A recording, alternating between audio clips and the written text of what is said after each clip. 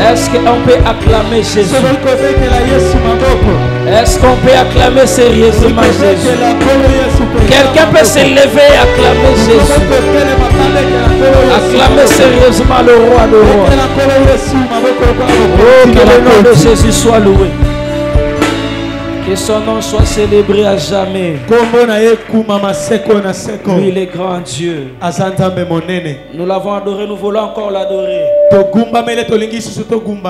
Par les Écritures maintenant. Nous allons lire Genèse chapitre 28 verset 17.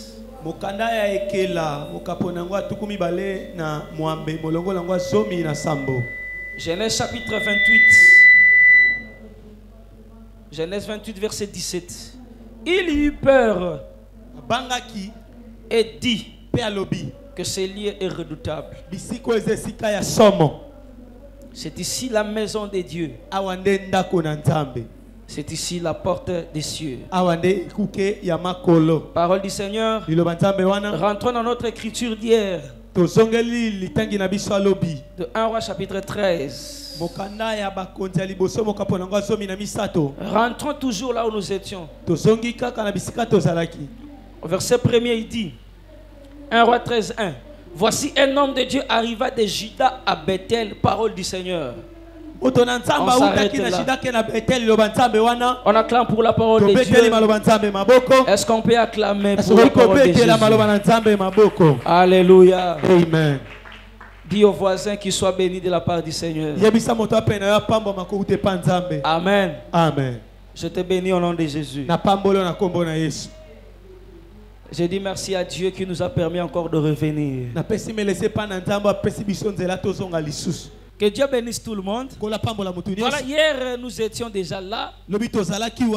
Et le Seigneur nous avait suffisamment bénis par la parole de Dieu. On va continuer aujourd'hui. On a lu un texte dans le livre de Genèse chapitre 28. N'oubliez pas les bases que j'avais posées hier. On va marcher en fonction de ces bases tout au long de cette semaine. Mais aujourd'hui, je vais plus parler de Bethel. Parce qu'on nous a dit dans ces versets, comme j'avais dit hier, toute mission devra avoir une terre d'accomplissement. Pour ce prophète, la terre d'accomplissement c'est Bethel. Il a quitté la ville de Juda, disons le territoire de Juda. Il partait à Bethel. Et là à Bethel, il devait accomplir la volonté de Dieu. Et quand il arrive, il trouve un hôtel. Parce que le message qu'il portait, le signe qu'il devait manifester, devait toucher un hôtel. Comme j'avais dit hier, pas tous les hôtels, mais un hôtel qui était à Bethel. Mais on nous a signifié aussi que là à Bethel existait déjà un vieux prophète. Donc Bethel avait déjà un prophète. Mais Dieu a envoyé encore un autre prophète là-bas. Alléluia. Amen. Mais il y a déjà un prophète. Pourquoi Dieu n'a pas parlé à ce prophète directement? Pour qu'il exécute la volonté de Dieu. Il y a déjà un prophète. Dieu veut nous parler. Dieu veut travailler. Mais il envoie encore un autre prophète. Voilà un peu l'objet de notre message. Où est-ce qu'il l'envoie? À Bethel. Si nous avons lu Genèse chapitre 28, c'est juste pour aller prendre la définition. Parce que Bethel est expliqué comme la maison de Dieu. La maison de Dieu. Jacob l'appelle porte des cieux. Maison de Dieu. Parce que l'église, comme la maison de Dieu, doit être aussi une porte des cieux. Alléluia. Amen. Alors il dit c'est la maison de Dieu. Donc prenons cette définition dans notre enseignement. Ramenons cela dans le livre de 1 Roi chapitre 13. On peut aussi dire il y avait un vieux prophète dans la maison de Dieu. Mais quand il a voulu parler à ceux qui habitaient cette maison, il devait envoyer un autre prophète. Alléluia. Amen. Deuxième remarque, il y avait aussi un autel dans la maison de Dieu.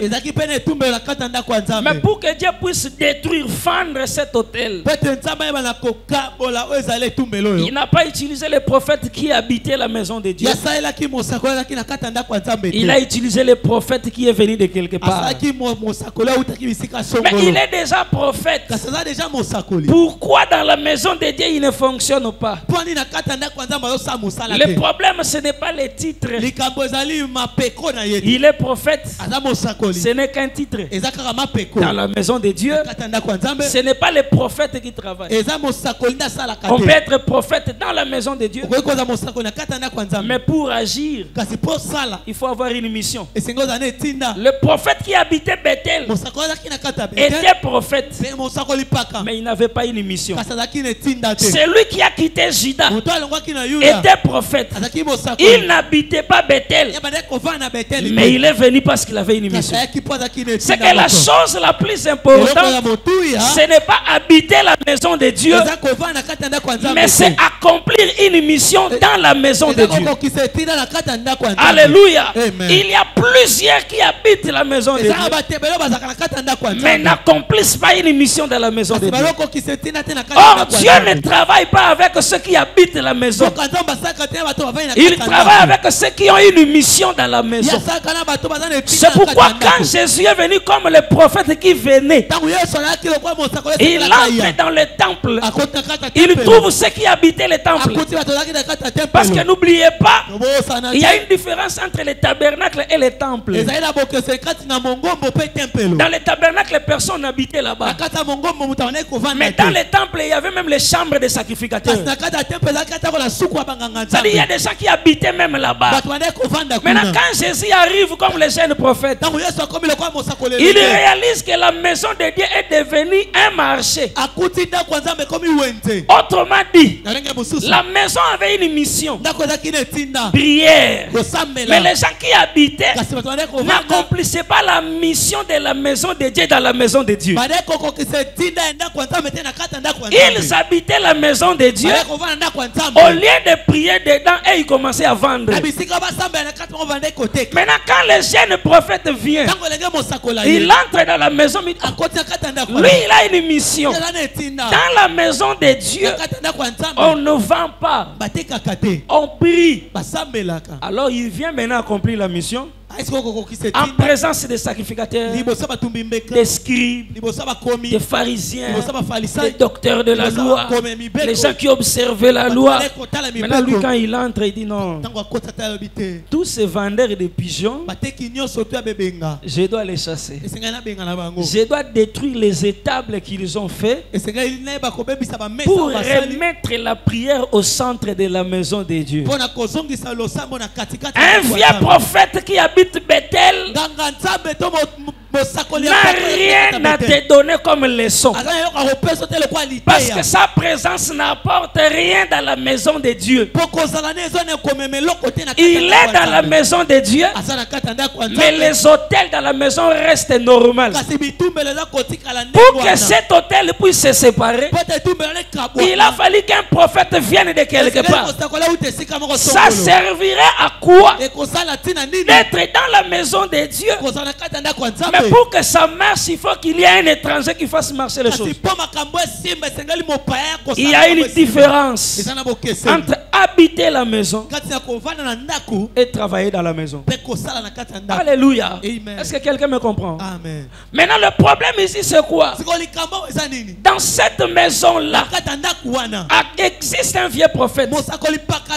Il y a des gens qui le connaissent et qui pensent que s'il y aura changement, ça pourra passer par lui. S'il y aura le développement, ça pourrait venir par lui. Mais je dis à tous ceux qui croient en lui, désolé. Parce que cet homme-là n'écoute plus Dieu. Il écoute les anges. La différence entre lui et les jeunes prophètes, c'est que les jeunes prophètes écoutent Dieu fraîchement. Mais les vieux prophètes, avant de parler, il faut qu'un ange puisse lui paraître. Il y a un intermédiaire entre lui et Dieu pour qu'il entende. Mais entre les jeunes prophètes et Dieu, il n'y a pas d'intermédiaire. Il entend Dieu directement. Maintenant, remarquez, ceux qui attendent la solution par les vieux prophètes, je dis que vous serez déçus. Je quitte la maison de Dieu. J'explique Bethel comme ta vie, comme ta maison. Je te fais maintenant expliquer Bethel comme ta famille. Dans ta famille, là où tu es né, tu n'es pas le premier. Tu n'es pas le premier à commencer à exister. Avant toi, il y a eu des gens. Et devant toi, il y a des gens. Mais la différence entre toi et eux, ce n'est pas par rapport à l'âge. Lui, il est vieux prophète, c'est l'âge. Toi, tu es jeune. Ça dit par rapport à l'âge. Pose-toi la question. Pour que le changement arrive dans votre famille, Dieu passera-t-il par les plus âgés? Pas nécessairement. Le problème n'est pas l'âge pour qu'il y ait changement. Le problème, c'est la mission. Alléluia. Amen. Quelqu'un peut être plus âgé que toi dans votre maison, mais il n'a pas reçu la mission de délivrer la famille, malgré son âge. Je ne sais pas si quelqu'un me comprend. Alléluia. Amen. Entre Aaron et Moïse, qui était grand? Qui était vieux? Aaron était grand frère de Moïse. Mais la mission de délivrer les frères a été donnée à Moïse, qui était petit frère de Aaron. Donc Aaron était là comme un vieux prophète, mais Moïse venait comme le jeune à qui Dieu dira: va dire à Pharaon, laisse aller mon peuple. Pendant que Dieu parlait à Moïse, Aaron ne savait pas écouter la voix de Dieu. Ce que je comprends par là, même dans nos familles, ce n'est pas l'âge qui compte, mais c'est la mission qui détermine ce que la personne fera dans la famille. Et si Dieu t'a planté dans une famille, ne regarde pas l'âge des gens, juge les gens par rapport à leur mission. Car celui qui regarde l'âge ne comprendra rien. Mais celui qui regarde la mission sera comme les apôtres. Tous les apôtres n'étaient pas les petits frères de Jésus. Parmi eux, il y a ceux qui étaient plus âgés que lui. Mais eux tous ont compris. C'est à lui que Dieu avait donné la mission de délivrer l'humanité du péché. Nous devons le suivre. Quand Josué dirigeait les gens dans le désert, il n'était pas obligé d'être plus âgé que tout le monde. Parce que parmi les gens qui sont sortis de l'Égypte, il y a ceux qui sont plus âgés que Josué. Mais la mission d'introduire en Canaan ne tenait pas compte de l'âge. Alléluia. Amen. Tu peux être vieux prophète, mais tu habites dans la maison. Je peux être jeune, je n'habite pas la maison. Moi j'ai une mission dans la maison. Alléluia. Maintenant notre problème c'est celui-ci, qu'il y ait plus de gens en mission dans la maison et qu'il y ait de moins en moins de gens qui habitent la maison. Parce que ceux qui habitent la maison, ils commencent à un hôtel. Mais avant narananda outé a supporter hôtel ya monité. Très bien. Au mon hôtel les à Bethel, le vieux prophète à mon ango normal. Il y a un hôtel à Bethel, c'est un holier. C'est normal. Allez garana chaque jour. Mais le jeune prophète, quand il vient, oh non, ça c'est pas normal.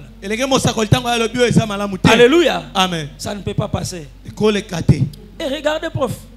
Le roi était devant l'autel. Il voulait offrir. Lorsque l'homme de Dieu a voulu prophétiser, le roi a voulu lui empêcher.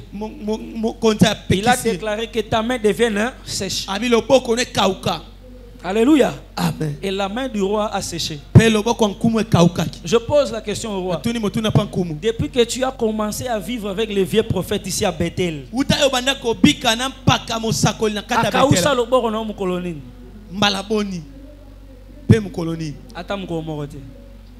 loi et habitude. Alléluia. Amen. Est-ce que quelqu'un me comprend? Amen. La loi d'habitude. Il est habitué avec le roi. Tellement qu'il respecte le roi. Il ne peut pas détruire la main du roi qui touche l'autel. Le roi n'est pas sacrificateur. Il ne peut pas toucher l'autel. Mais le vieux prophète peut accepter que le roi fasse le service sacerdotal. Il n'a pas le courage de le lui empêcher. Mais le jeune prophète dira non, ça ne passe pas. Il arrive à un moment, même dans l'œuvre de Dieu, quand vous êtes un serviteur de Dieu qui est tellement habitué avec le peuple de Dieu, vous aurez du mal à juger les actes des hommes parce que vous leur devez certains respects qui commencent à vous empêcher d'agir. Tu te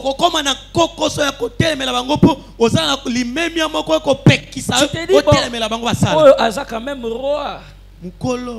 Alléluia. Amen.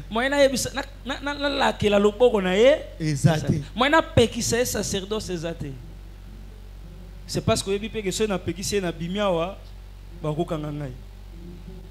Peut-être bakobeta ngai. Mais les jeunes prophètes est alliés te so na sisi makambo na osala nini? Na zonga na ngai. Amen. Et tout serviteur de Dieu à l'église qui travaille dans l'esprit qu'après le service je rentrerai, il sanctionne les erreurs. Quand je dis je rentrerai, ça dit nous rentrerons auprès du Père. Ici sur la terre, nous sommes venus éduquer les esprits. Alléluia. Amen. On ne tient pas compte de leur fonction. Parce qu'un jour, je dois rentrer vers Dieu. Lui donner rapport. Quand il me dira, pourquoi as-tu laissé un roi commencer à faire le service sacerdotal? Qu'est-ce que je lui dirais? Oh non, Dieu savait qu'il était un roi. Alors il te dira, toi tu ne savais pas que j'étais le roi des rois. Pourquoi tu as craint un homme à la place de craindre Dieu? C'est lui qui sait qu'il sert à Bethel. Mais il doit rentrer en Juda. Il n'a pas peur de sanctionner. C'est pourquoi ici je parle aux serviteurs de Dieu à l'église. Que Dieu vous donne l'esprit du jeune prophète. Chacun là où Dieu t'a permis de diriger, que tu sois animé de cet esprit. Ne laisse pas l'erreur passer. Ne laisse pas les bêtises passer. Tu ne peux pas être président de la jeunesse, tu vois les jeunes se compromettre, tu dis bon, le roi va passer à Ngambo, Simba Bango. Non, non, non, non, agis comme les jeunes prophètes. Il y a un Dieu à qui tu rendras compte. Alléluia. Amen. Donc je ferme ma parenthèse, je rentre. Donc je voulais juste te montrer que le changement ne tiendra jamais compte de l'âge. Lorsque Dieu vient en Égypte, il regarde toutes les familles. Suivez-moi très bien. On a un problème. Pharaon est roi. Mais selon le livre des Juges, chapitre 1er, quand on a dit qui montera les premiers, Juda montera les premiers pour combattre les Cananéens. Mais si Juda montera les premiers en Canaan, pourquoi en Égypte Dieu n'a pas choisi la tribu de Juda pour commencer à délivrer Israël.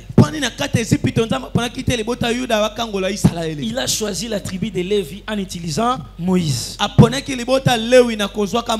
Alléluia. Amen. Alors que nous savons que par nature, Lévi explique l'attachement.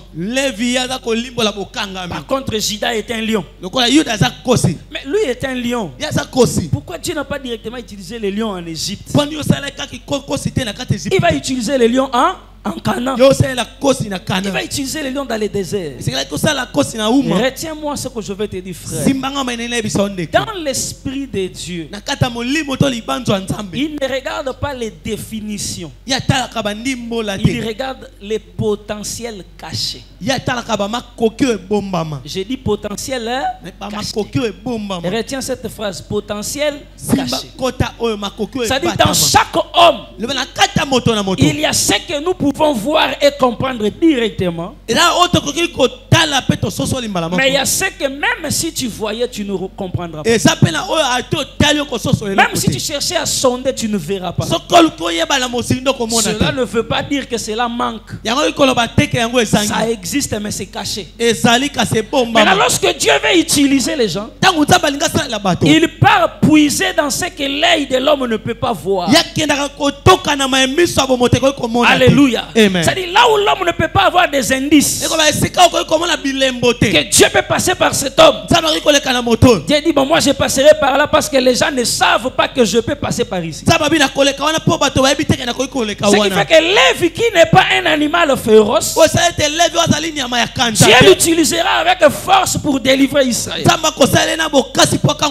cette même manière, ce jeune Lévite, quand on parle de la jeunesse, on parle de l'immaturité, on parle du manque d'expérience. C'est-à-dire quelqu'un qui n'est pas expérimenté. Mais Dieu prend cet homme-là et l'amène à Bethel pour qu'il accomplisse sa mission et détruise l'autel qui est à Bethel.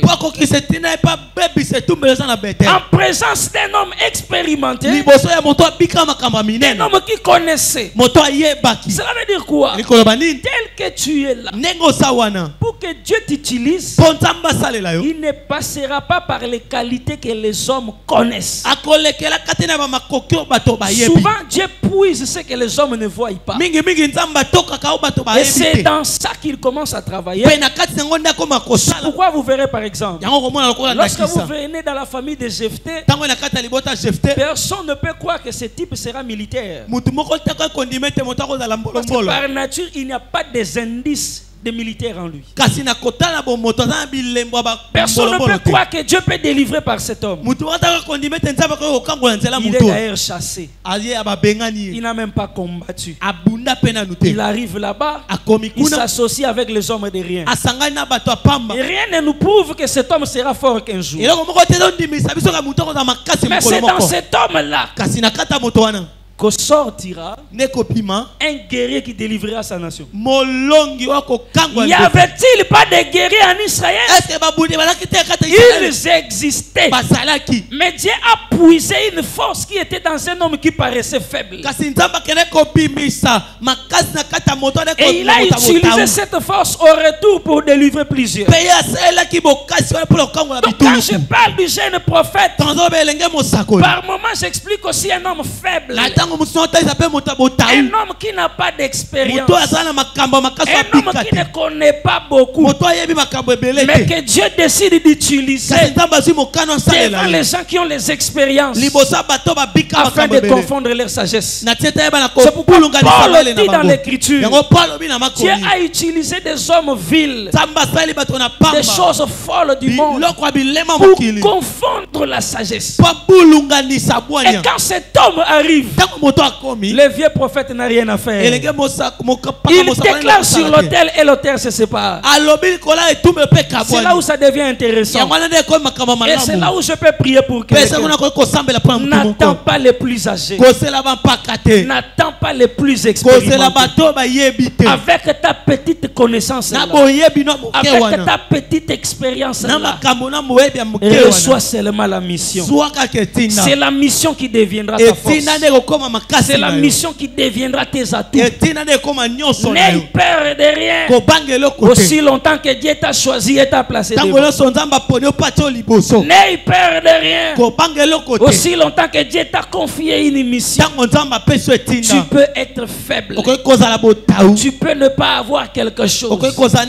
Mais si Dieu est avec toi, tu accompliras la mission de Dieu au milieu des hommes forts. Celui qui descendait dans le champ de bataille n'avait jamais été en guerre. Il n'a jamais manié l'épée. Mais ce jour-là, il a vaincu Goliath. Parce qu'il avait reçu une mission. C'est la mission qui fait la force d'une personne. Ce n'est pas l'âge. Et si je parle à l'église, ne regarde pas ton âge. Je parle à la communauté. Pour faire des exploits ici au Congo et à Kinshasa, il ne faut pas avoir 20 ans de ministère. Il est question d'avoir une mission dans la contrée et dans les pays. Si seulement cette église a une mission dans ces pays, c'est cette mission qui deviendra sa force. Au milieu des églises expérimentées, des églises âgées, Dieu marchera avec vous et vous accomplirez des choses que les églises âgées n'ont pas accomplies avec l'âge. Voilà pourquoi Eliou, les moins âgés, les plus petits conseillers de Job, a dit ceci dans le livre de Job: ce n'est pas l'âge qui procure la sagesse. En réalité, dans l'homme, c'est l'esprit. Alléluia. Amen. En réalité, dans l'homme, c'est l'esprit. Ça veut dire quoi? Il y a un vieux prophète qui est là à Bethel. Il est prophète par nom. Mais s'il ne parle plus, c'est la preuve que l'esprit n'est pas là. Parce qu'il est écrit que c'est poussé par l'esprit que les hommes ont parlé. Et si le vieux prophète ne parle plus, c'est la preuve que l'esprit ne le saisit plus. Mais toi, tu es un jeune. Si tu parles, c'est la preuve que l'esprit est en toi. Et à cause de l'esprit, en réalité, tu es un grand. À cause de l'esprit, en réalité, tu es un prophète. À cause de l'esprit, en réalité, tu délivreras. N'aie peur de rien. Ne crains personne. Alléluia. Amen. Ils habitent la maison de Dieu, mais ils n'ont pas une mission. Tu as des frères avec qui vous habitez la même maison,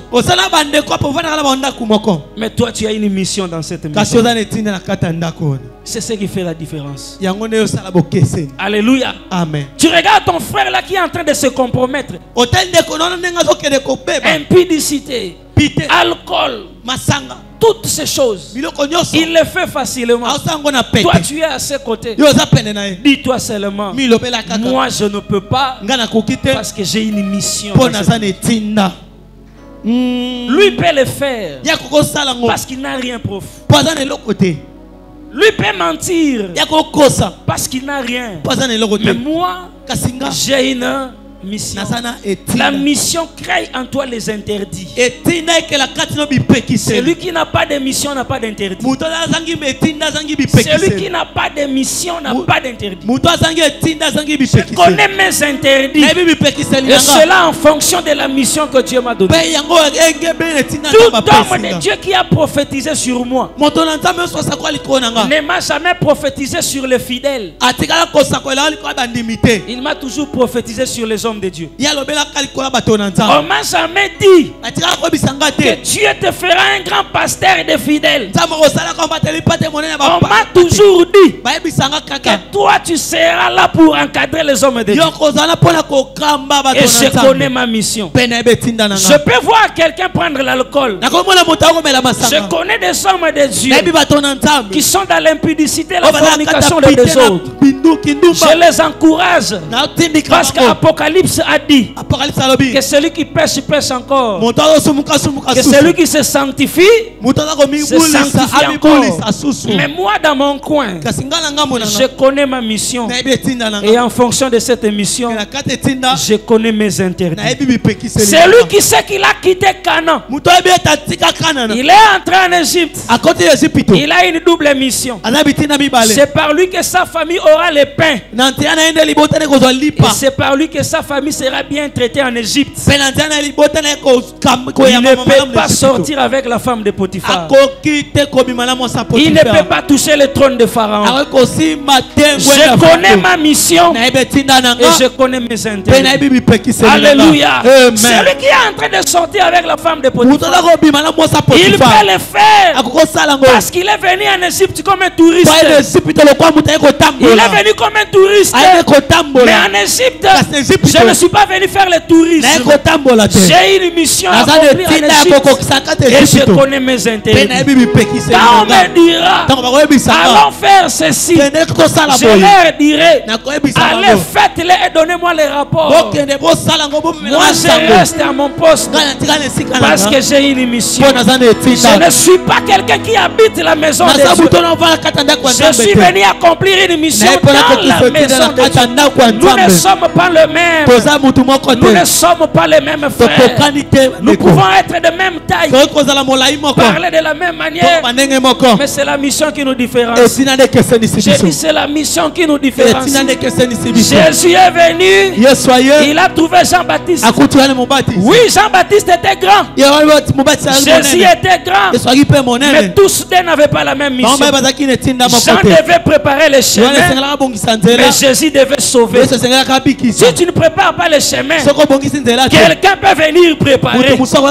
Mais celui qui doit sauver, s'il ne sauve pas, personne ne viendra sauver après lui. Nous n'avons pas les mêmes missions. J'ai dit tu n'as pas la même mission avec ta voisine, avec ton voisin.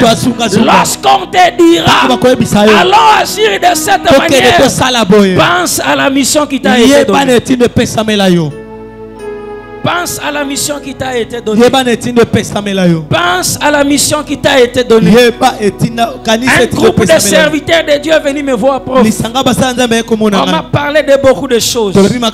À la manière des hommes, c'était intéressant.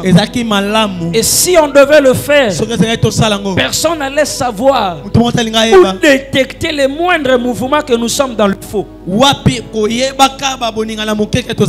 on pouvait bien réussir avec. Mais en regardant la mission, on s'est dit on n'est pas prêt pour ces choses. Un vieux pour moi, un vieux, il a voyagé, il est allé à Lubumbashi. Il m'a dit tu vas rester dans mon église pendant une semaine pour prêcher. Je pars dans son église, je prêche pendant une semaine. Au bout d'une semaine, il rentre. À l'époque, j'étais encore célibataire mais engagé, c'est-à-dire fiancé officiel. Alors j'étais là assis devant, il y avait une chaise là. Moi j'étais là, lui à côté. Le modérateur est en train de modérer. Alors pendant qu'on était là, lui me parlait. Il me montrait une fille là dans la foule. Tu vois la sœur là, elle gagne 800 000 francs le mois. Alléluia. Amen. Elle gagne 800 000 francs. Mais elle a un problème d'amour, un problème de relation. Alors moi je vais te connecter à elle. Moi je veux que toi yonde obimakangai ko moni salama bien. Petit yo we la ko fiancé mbango pour la idée ça peut fiançailles. Et kufaka nango. Faut il faut tant au biminaye moi ba 800 wana ezokota et puis ce pour monia mususu pas ça naïe. Alléluia. Amen. Ça dit, je vous dis vrai, il me montre oh on a 800, on a 500 000 mais il y a ça muto fonction publique. Alors moi j'étais en train de regarder les sœurs. C'était des jolies filles, des jolies dames. Je les regardais. Maintenant dans mon esprit je pleurais. Alléluia. Amen. Je ne pleurais pas pour moi-même. Je pleurais pour lui. C'est lui qui me parlait là. Je me disais en moi-même, si ce qu'il me dit, il l'a déjà dit à quelques personnes, ou après moi, il le dira aux autres. Moi je refuse déjà dans mon esprit. Je ne sais pas comment les autres vont réagir. Alléluia. Amen. Je ne connais pas les réactions. Je ne connais pas. Ta mission est plus grande que les choses que tu cherches. Alléluia. Amen. Je te révèle un secret dans la vie de Samson. Retiens ce secret. Chaque fois que tu liras la Bible, dans la vie de Samson, tu vas constater une chose. L'esprit devait saisir Samson, mais pas à tout moment. Jamais Samson était assis et la force arrive. L'esprit le saisissait chaque fois qu'il devait accomplir une mission. L'esprit venait. Il y a un obstacle, il doit agir. L'esprit vient. Alléluia. Amen. Ça veut dire quoi? Ce n'est pas Samson qui a appelé la force, mais c'est dans l'accomplissement de la mission que la force venait pour les réaliser. Alléluia. Donc la force attendait. Si tu travailles pour la mission, je viens et je décante la situation. S'il n'y a pas de mission, je n'agis pas. Et c'est ça Dieu. Chaque fois que tu seras en train de vouloir faire quelque chose lié à la mission que Dieu t'a donnée, la force, l'autorité, la puissance liée à cela descendra. Ces choses ne sont pas automatiques, mais elles se déclenchent lorsqu'on agit. Elles se déclenchent lorsqu'on travaille. Alléluia. Amen. Écoutez ce que Dieu dit à Élie. Va là-bas. J'ai ordonné à une femme de faire quoi? De te nourrir. Pourquoi Dieu dit ça? Parce qu'en y allant, il exerce, il accomplit une mission. Regardez, il est allé, non? La femme lui a nourri. Je te pose la question, en lisant dans ta Bible, après cet épisode, est-il rentré encore auprès de la femme? Non. L'onction qui devait libérer l'esprit de cette femme et te donner le pain était lié à la mission à accomplir dans sa maison. Dès que la mission cesse, l'onction qui touche le cœur des femmes pour te donner aussi cesse. Je ne sais pas si quelqu'un me comprend. Très bien. Je suis chanteur. Lorsque je chante, il y a des gens qui viennent me donner l'argent. D'ailleurs, il y a une maman de l'église qui m'a prise en charge. Elle ne l'a pas fait à cause de ta beauté. C'est parce que tu chantes, tu accomplis la mission. En faisant cela, la mission déclenche le cœur des gens, touche le cœur des gens pour libérer l'argent et te donner. Maintenant, tant que tu ne comprends pas ça, essaye de devenir négligent. Essaye de laisser chanter. Et tu verras la même maman là qui t'avait prise en charge, comment elle va se retirer. Alors tu comprendras que l'argent que je recevais n'était pas lié à ma taille, ce n'était pas lié à ma beauté, mais c'était dans l'exercice de la mission. Je prie au nom de Jésus, à cause de l'exercice, que les avantages et les portes s'ouvrent à vous au nom de Jésus. C'est comme ça que Dieu agit dans la marche. C'est comme ça que Dieu agit dans la vie des gens. Tu vas vivre la saison des portes ouvertes.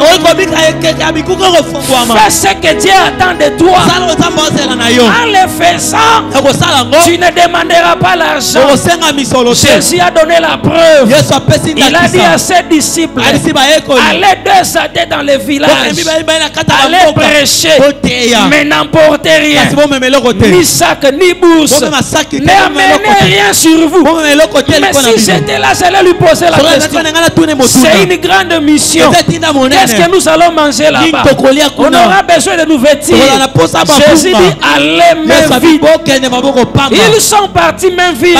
Quand ils sont rentrés, Jésus leur pose la question, avez-vous manqué quelque chose? Ils répondent à Jésus, non, tout nous a été donné. Je pose la question aux disciples, ce qui vous a été donné, vous a été donné parce que vous avez demandé? Non, nous avons seulement accompli la mission et les gens ont apporté. Je prie au nom de Jésus, sois comme les jeunes prophètes, sois comme les jeunes prophètes. N'envie pas la lumière de la maison de Dieu. N'envie pas le son de la maison de Dieu. N'envie pas la télévision de la maison de Dieu. Sois attaché à la mission dans la maison. Sois attaché à la mission dans la maison. Il y a des choses qui viendront d'elle-même. Il y a des choses qui te chercheront.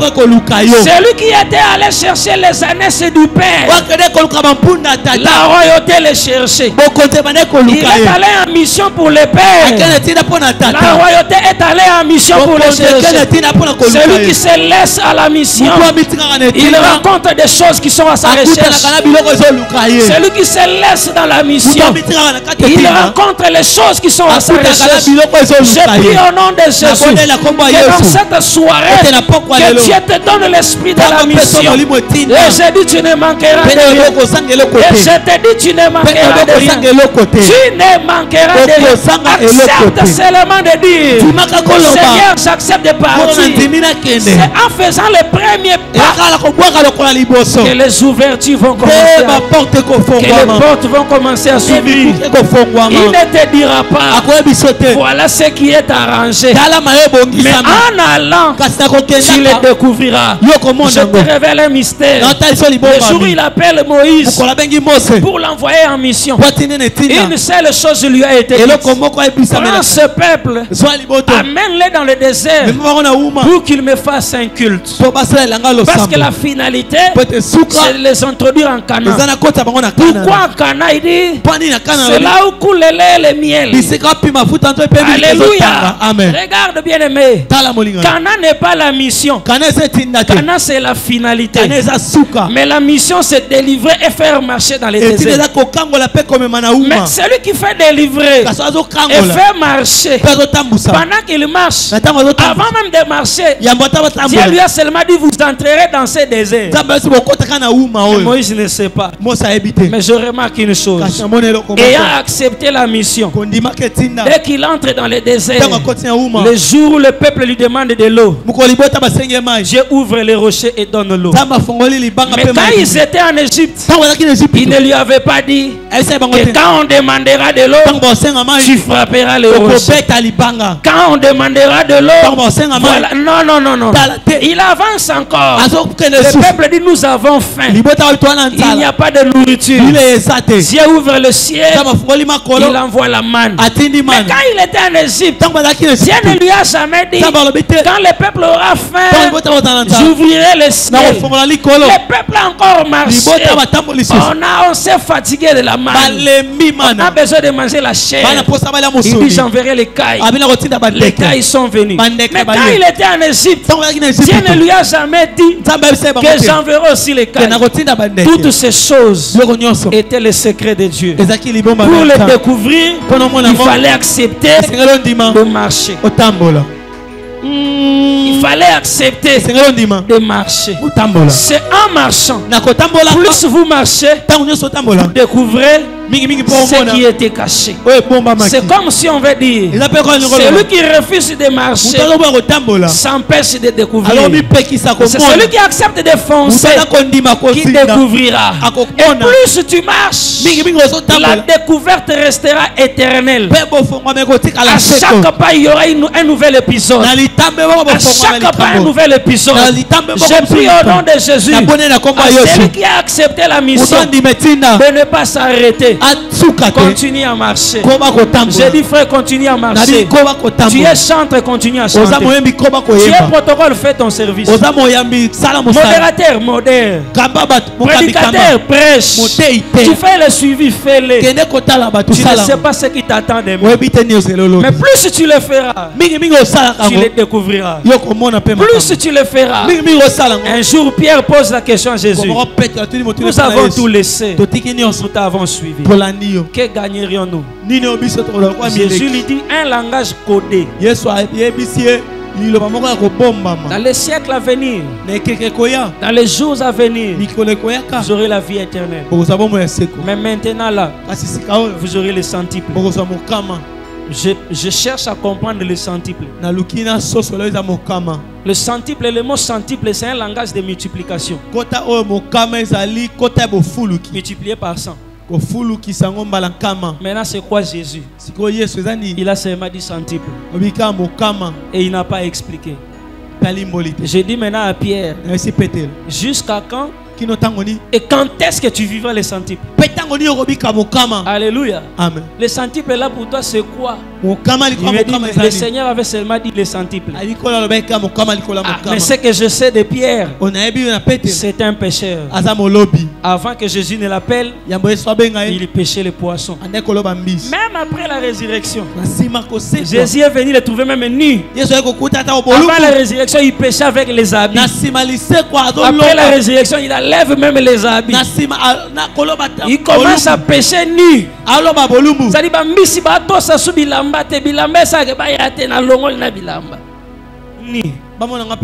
Quel type de pêche? Pour se confondre aux poissons ou comment? Alléluia. Il n'a pas compris la leçon. Il a enlevé même les habits. Il est semblable aux gens qui étaient dans les navires de Jonas. Tellement que les vents soufflaient. Alors il faut commencer à jeter les choses pour alléger. Alors lui il a jeté les vêtements pour devenir léger. Alors Jésus le trouve, il dit hey, frère, qu'est-ce qu'il y a? Bon, allons-y. Mais j'étais promis les centuples. Mais Pierre, les centuples, il a dit les centuples, mais je commence déjà à me déshabiller. Voilà ce qu'un missionnaire est en train de se dire. Tu m'as promis les centuples. Mais quel type de souffrance je suis en train de vivre?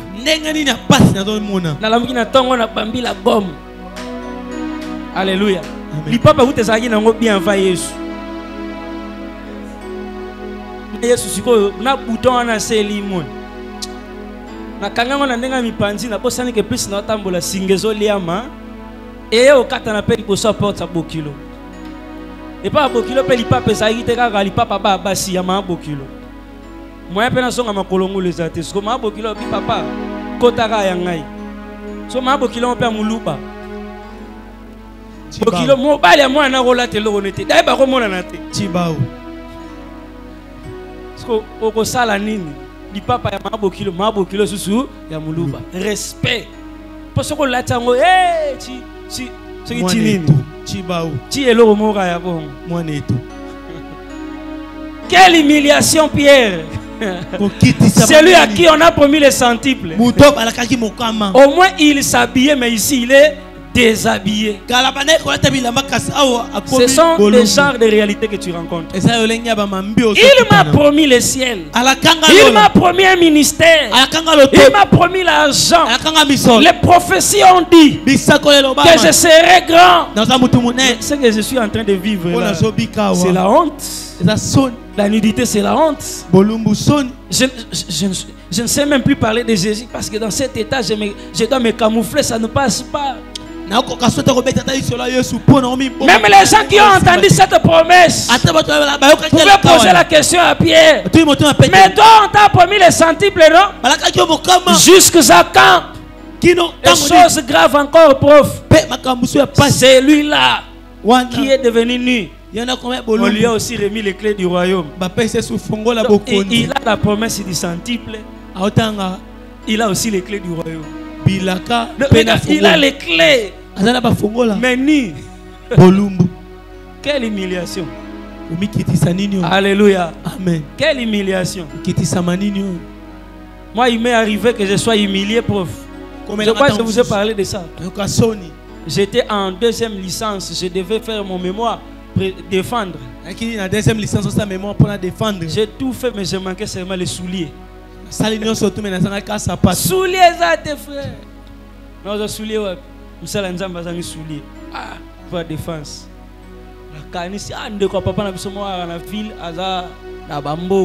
Je vais aller le chercher dans son bureau. Frère, si j'entre dans son bureau, je le trouve avec son ami là. Afandi. Mais c'est papa naïe, na bengakio. Pour la soulier, pour la défense. Défense, c'est ça lobby. Alléluia. Il regarde son camarade, il dit, ah, pas de problème mon fils. Celui-ci c'est le fils de mon frère. Au papa depuis l'année 2000, il dit, son père est décédé, mais depuis que son papa est mort, il était abandonné. Ah, abandonné. Et c'est moi qui l'ai pris. Je l'ai fait étudier. Frère, Ngamo kolonzo présent. Soulier. Nazo yo kaende ngazo kosela nga makambu. Ngai atangisa ngai. Nzaki abandonné. Il m'a fait étudier. Et je suis content de lui parce que j'ai même sponsorisé sa défense. Vraiment, je suis fier de lui. Ah! Na samutema. Tato, na betaye, na bureau na ye, loko mo boene tika na misi désordre. Et le resal nga so motema pasi, muninga na na ye. Afandi pembe na simba nga so betanga na lipeka boy. Oh fils, c'est pas un problème. Courage mon fils. Les gens t'ont abandonné. Mais tu vois, ton père ne t'a pas laissé. Ton papa t'a pris. Il t'a aidé. Vraiment. Oh non. Courage. Et toi, tu es courageux. Vraiment, mon fils, ça va. Il faut beaucoup prier pour...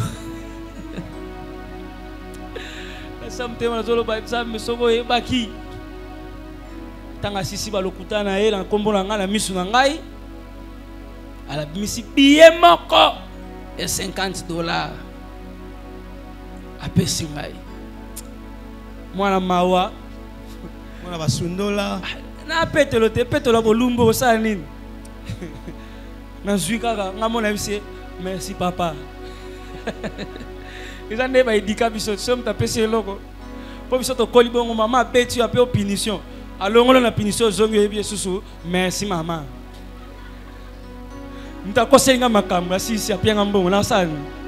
Merci papa. C'est merci papa. Ah mon fils ça va. Frère na bimi bureau les abatu ba cour suprême hein. Maison communale à Gombe au GDEP bureau les ara na se. Na longo wana frère. Na bimi ti gota terra golf la télé bina mitala na bi ah o ngai nde ba uto sala na. Pour un soulier. Alléluia. C'est-à-dire le centuple est resté comme une promesse liée à la mission. Je ne le vois pas. Si tu traverses ces moments, je te dis, tu vivras les centuples réellement. Pierre aussi a pleuré. Mais la Bible dit dans le livre des Actes des Apôtres, on n'a plus vu Pierre à la pêche. Les gens vendaient les champs. Alléluia. Ils prenaient l'argent. Ils déposaient devant les pieds des apôtres. J'ai dit à Pierre, même manipule l'argent. Acte chapitre 6. Pierre dit non. Cherchez que les diacres viennent pour qu'ils puissent s'occuper de... J'ai dit à quelqu'un, les choses que tu cherches, arrivera un temps tu laisseras ça aux autres de s'en occuper. Qu'on établisse des gens qui vont s'occuper de l'argent, de la nourriture. Moi, Pierre, je vais me concentrer sur la parole et la prière. Quand tu auras les centiples, tu te concentreras sur la mission. Je crois que tu laisseras les autres de travailler sur l'argent de ta vie. Et je prie au nom de Jésus, à cause de la mission, il arrivera un temps, je ne sais plus gérer. Je ne fais que lire la Bible et prier. Les magasins, il y a un gérant là-bas. Les voitures, il y a un gérant là-bas. La nourriture, il y a quelqu'un qui s'en occupe. Il arrivera un temps, tu n'arriveras même plus à Zando là-bas pour t'acheter une chemise. Tu resteras concentré dans l'œuvre de Dieu. Mais tu réaliseras que tu es en train de t'habiller par rapport à ton cou.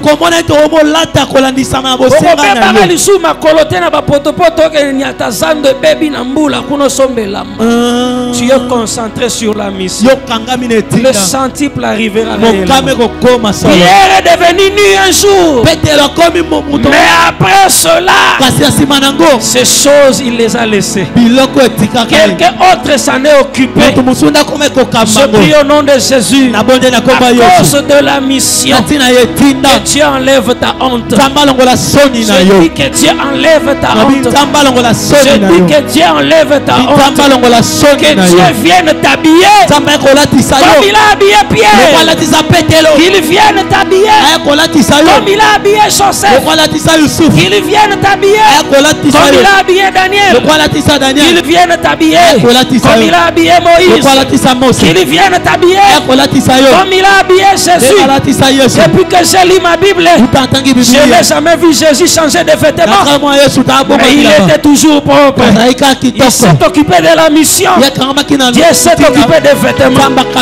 Voilà pourquoi Jacob a dit, si seulement tu me donneras la nourriture et les vêtements, alors tu seras mon Dieu. Occupe-toi de la nourriture. Occupe-toi des vêtements. Moi je m'occuperai de ta mission. Je serai concentré sur ta volonté. Je ferai ce que tu cherches. Seigneur, occupe-toi du loyer. Je ne veux pas avoir une tête qui souffre pour payer le loyer.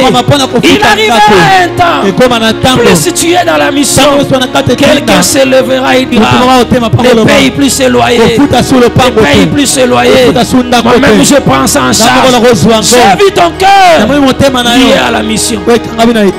Les gens qui vivent avec moi savent, même s'il faut donner la formation aux hommes de Dieu, je quitte ma maison très tôt, je ne mange même pas. J'arrive, je donne la formation. Je ne cherche même pas l'argent. Je demande pas aux gens de me payer. Je n'impose à quelqu'un rien et à personne rien. Je dis Seigneur, dispose-moi. Et je sens toujours, je me sens toujours mal à l'aise